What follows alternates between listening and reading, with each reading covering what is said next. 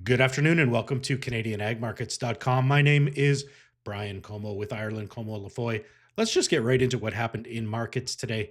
Canola closed at 645.50. That's up 5.5. Minneapolis wheat closed 564, up 6.25 cents today.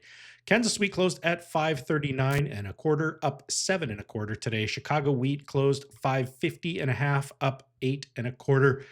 Soybeans got to 11.30, up 13 cents today. Corn up 2.5 cents, closing at 429.75. Bean oil up almost a cent, almost 9 tenths of a cent at 50.8, 50.9 cents, let's call it. Canadian dollar gained 13 points today at I lost my train of thought here. 71.34. So we're well back above the 71 mark now. Live cattle and feeder cattle had some good gains today. 720 up on the live at 228.55. Feeder cattle up 925 to 321.15. All right, just kind of a general statement about the markets today. We saw soybeans rise on some Chinese demand hopes. There's still hope that China is going to come in and buy some beans here.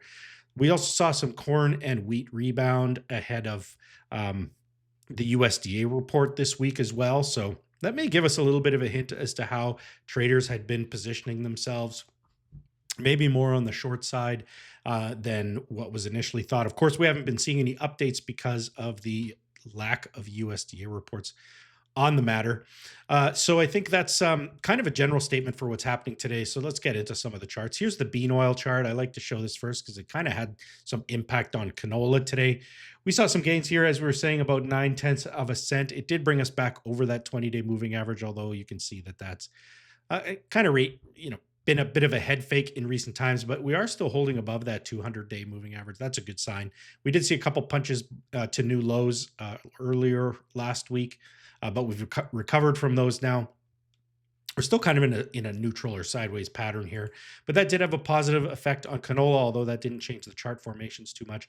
I do like the fact that we're still hugging the 20-day moving average, and that is acting as support. It is trending higher.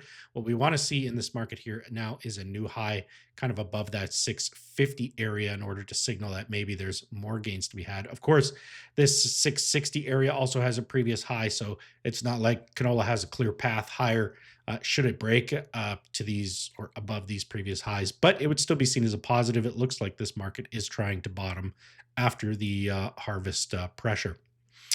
We talked about the budget and the impacts on agriculture. I think either in one of these videos or in one of our morning commentaries or something. But just to kind of refresh what the recent Liberal government budget kind of looked like in relation to Canadian agriculture. The biodiesel and renewable diesel producers were pleased with what they saw with the budget. Ottawa followed through on its September promise to create about $372 million in biofuel production incentives, which will run from January 2026 through to December 2027. So that's two years. The government also said it would be updating the CFR or clean fuel regulations to reduce the reliance on imported fuels and strengthen the domestic supply chain. So that means that they're hoping for more domestic crushing and more more Canadian canola crushed would be a positive out of that. The soybean market also saw gains today. We're getting back to those previous highs now, close to 1140, closing out at 1130 today. We kind of have erased most of the losses that we saw on Thursday of last week. And we're still trading pretty high in the box here and above some previous resistance. I'll spare you the chart of zooming out, but so far still somewhat positive. I think the market is now looking for some physical contracts to be made, some physical purchases of China to be made in this marketplace in order to give more confidence.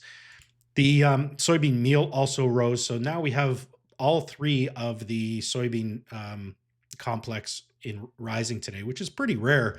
Generally, if we see beans rising and meal rising, that means that there's some demand for meal, and the crush for soybeans that usually sends soybean oil a little bit lower.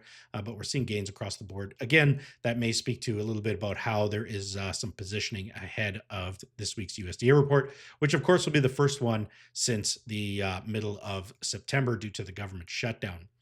Here's corn as well, rallying off the 20-day moving average, not really making up gains from last week, but making a step change there.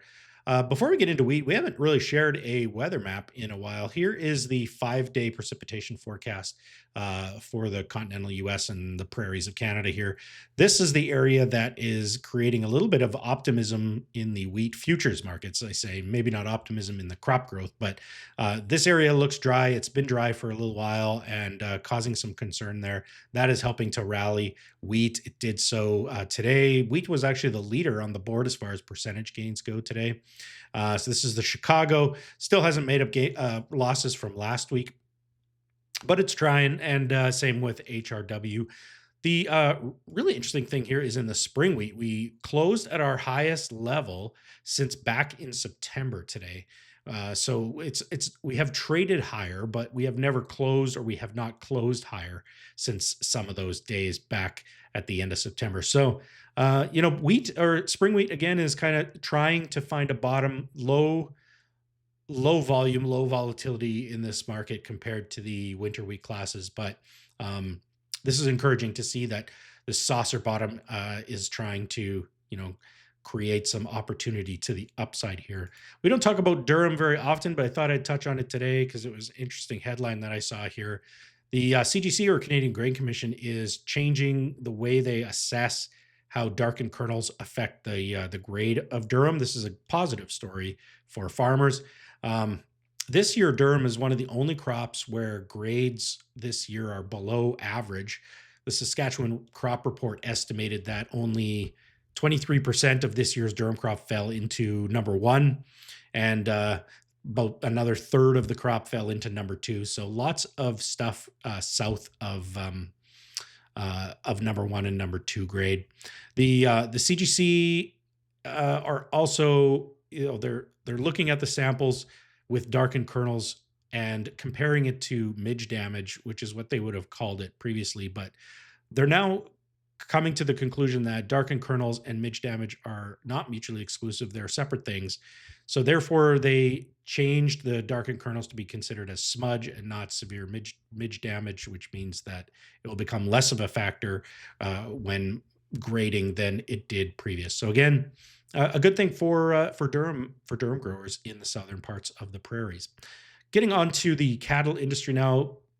President Trump on Friday accused the meatpacking companies of driving up U.S. beef prices, which did hit record highs.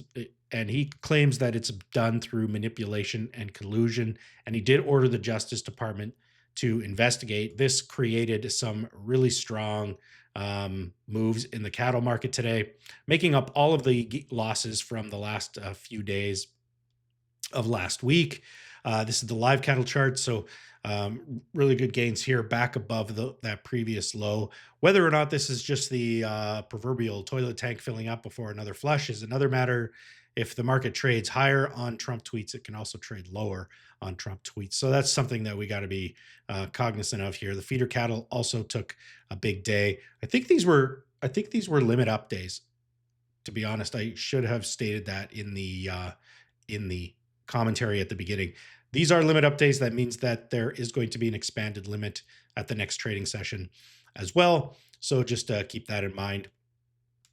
Canadian dollar's been seeing some gains here as well recently, as some of the economic data that's been coming out of Canada signifies that we're not in as bad a shape as previously thought. So we're seeing the CAD rally here a little bit, which may be putting some pressure on Canadian, particularly Canadian wheat basis, maybe sapping some of the gains out of the canola market as well. All right, that's all we have for you today. Feel free to subscribe to our premium content at canadianagmarkets.com/subscribe. You get morning commentaries and analysis. You get weekly in-depth reports, and you get timely, actionable information, all for only $99 a month.